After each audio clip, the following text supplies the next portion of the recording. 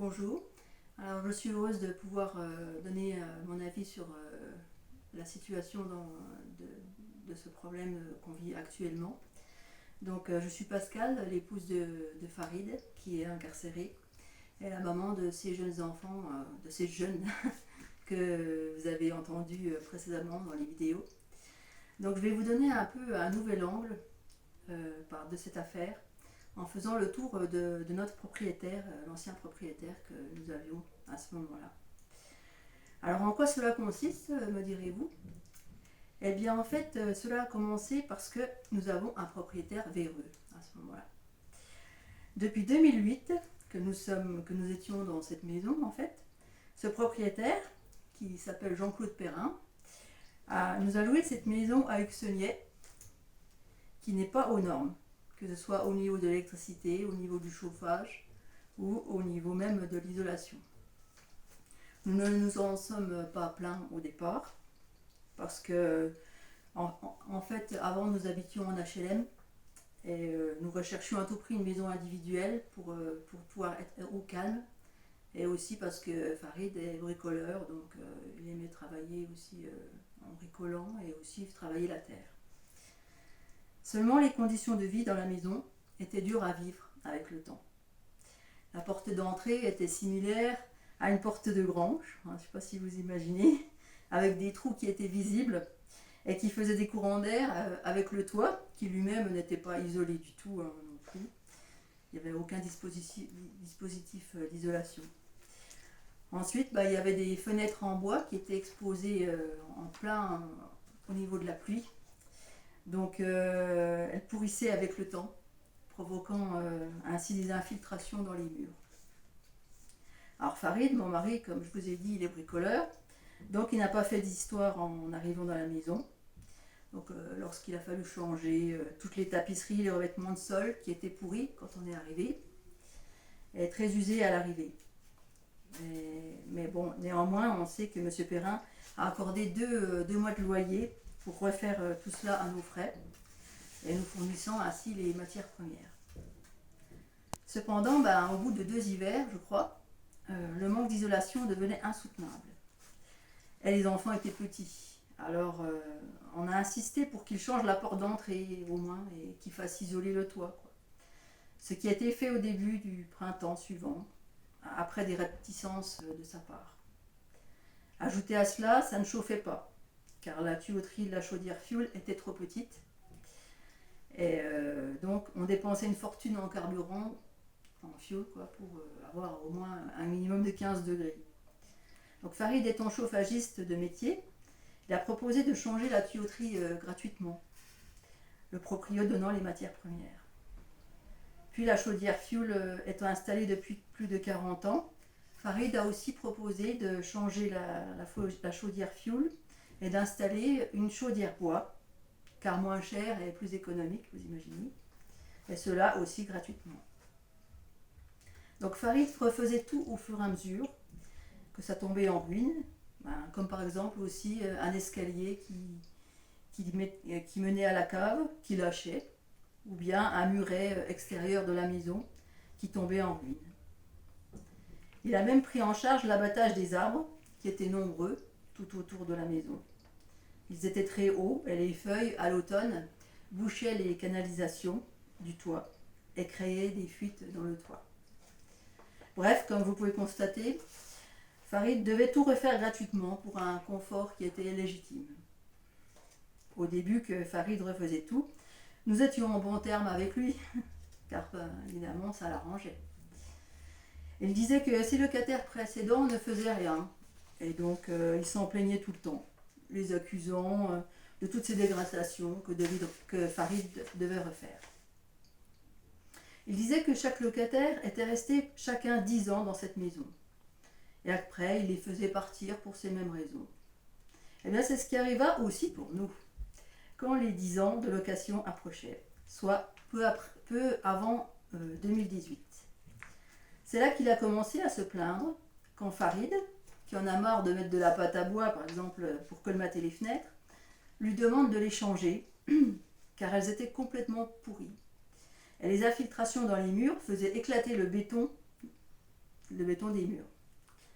Avec les années, vous imaginez que plus rien ne tenait. Du coup, Farid ne voulait plus rafistoler et insiste pour qu'il change les fenêtres. Monsieur Perrin a fait le sourd pendant un temps. Puis, après son insistance, il a engagé des travaux pour changer toutes les fenêtres de cette façade, donc qui étaient toutes endommagées. Il a attendu d'avoir des aides, bien sûr, pour cela. Pendant cela, Monsieur Perrin commence à imposer des règles et des conditions. Comme nous avions des poules sur le terrain, depuis des années déjà, et également des cochons nains, il nous disait que c'était sale et que nous devions arrêter.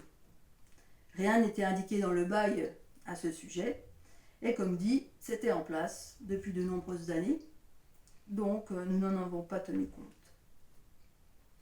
Par conséquent, celui-ci a fait appel à son ami le maire pour nous avertir et nous menacer.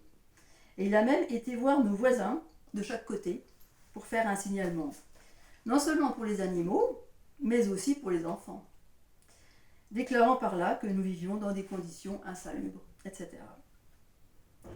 Il nous a envoyé plusieurs fois les services d'hygiène pour les animaux, mais sans résultat. Et c'est là qu'on en vient au fait d'un signalement par le biais du maire, donc Philippe Solstice, pour les enfants. Donc c'est là qu'ont commencé les problèmes avec les enfants. Nos enfants étaient à ce moment-là scolarisés aux écoles d'Uxenier, et mon quatrième enfant, Kevin, était en maternelle à ce moment-là. Et on nous convoque en réunion d'équipe éducative pour qu'il ait quelqu'un pour l'accompagner, car pour eux, il avait du retard.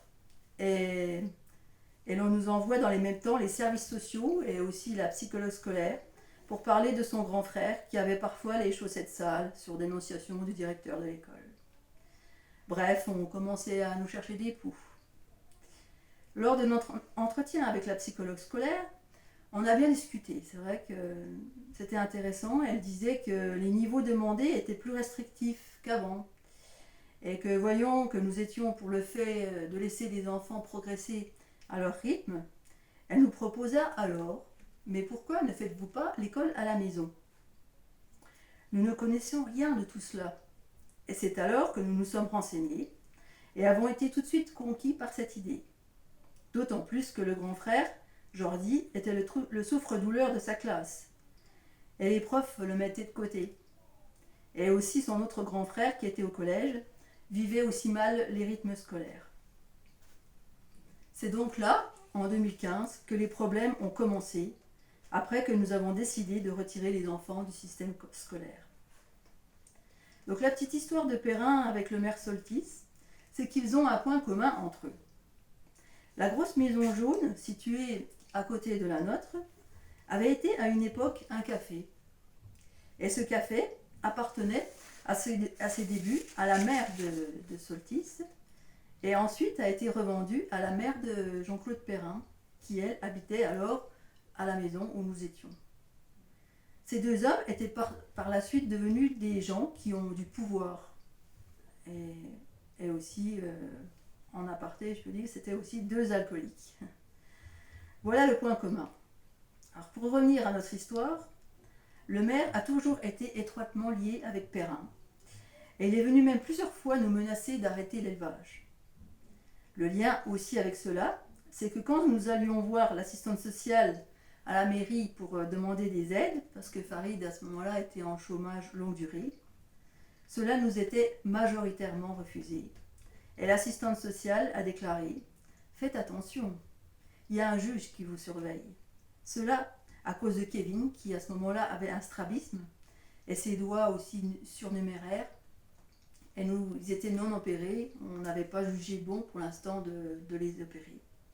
Elle a insisté à chaque venue pour que nous le fassions.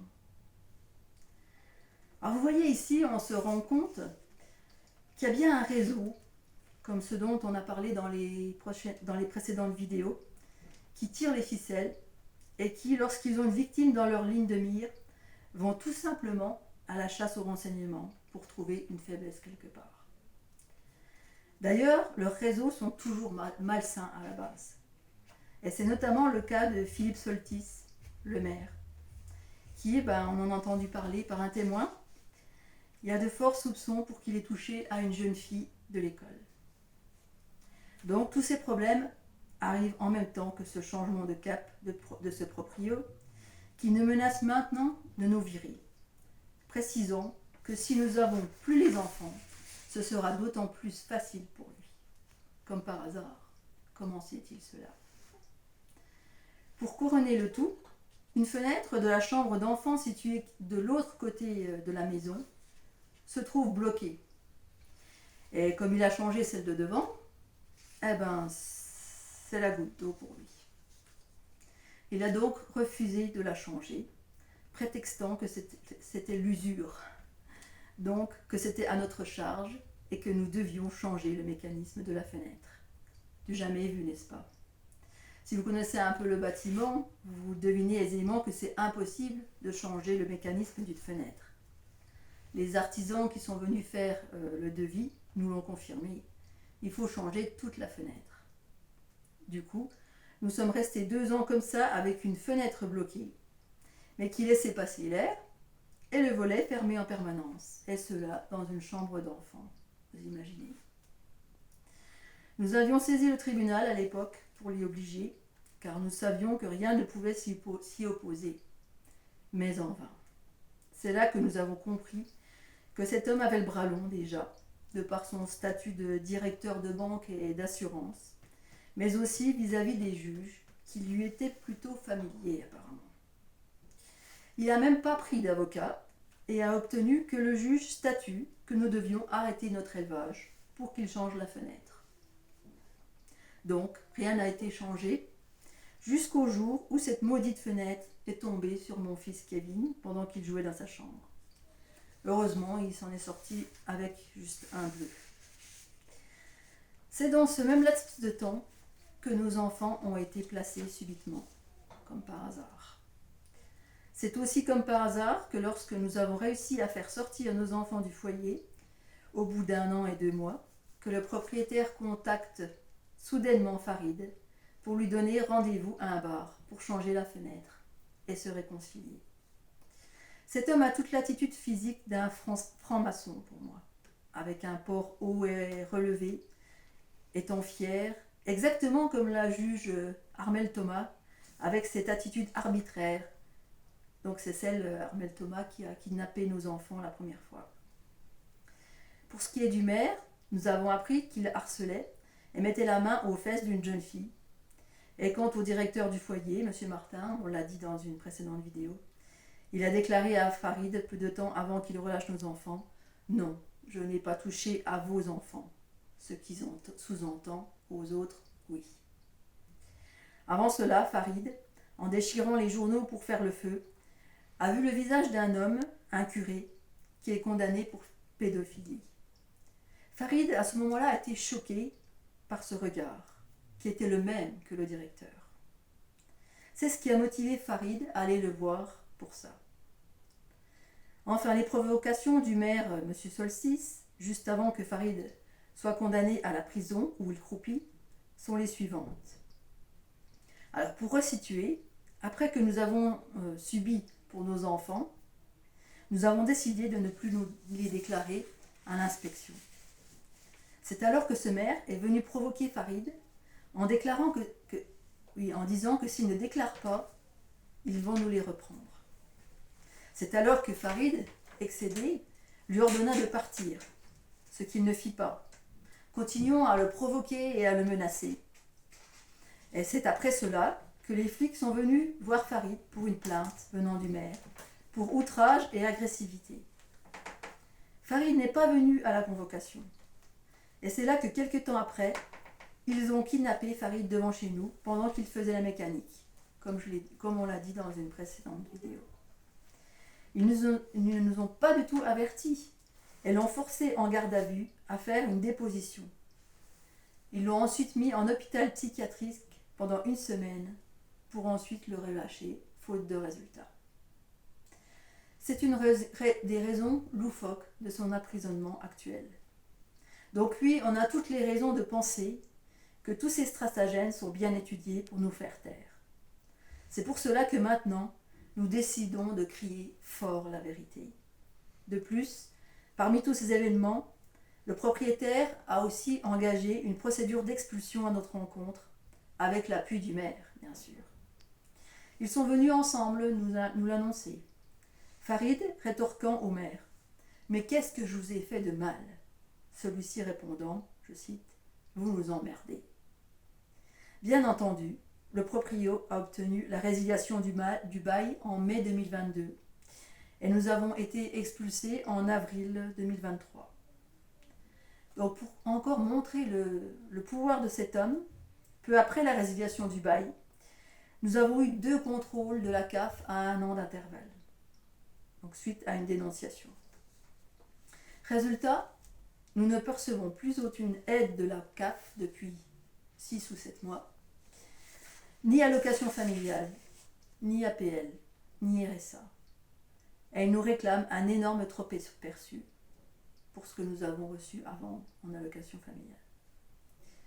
Je vous laisse faire votre propre conclusion à tout cela, mais nous pensons que, comme dit un proverbe, le mensonge prend l'ascenseur, mais la vérité prend l'escalier. Cette vérité, nous avons décidé de l'acclamer haut et fort, à qui le veut. Et si votre conscience vous parle, je vous invite à partager cela en masse. Nous sommes des personnes croyantes et nous trouvons du réconfort dans ces paroles du Christ qui a dit en Matthieu chapitre 5 verset 11 « Heureux êtes-vous lorsque l'on vous outrage, qu'on vous persécute et qu'on dit mensongèrement contre vous toutes sortes de choses mauvaises à cause de moi. » Ainsi, nous suivons ses traces, car il a déclaré également en Jean 14, 6 « Je suis le chemin et la vérité et la vie ».